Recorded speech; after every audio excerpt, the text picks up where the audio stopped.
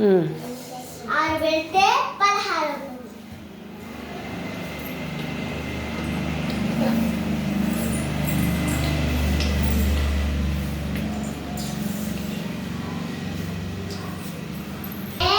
Equal to 19. 9 పెడితే 19.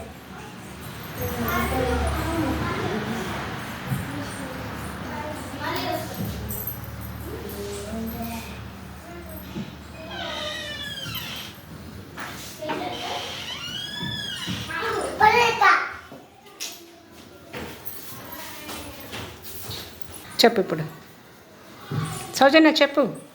10 plus equal to 20. 10 పెడితే 20 అవుతుంది.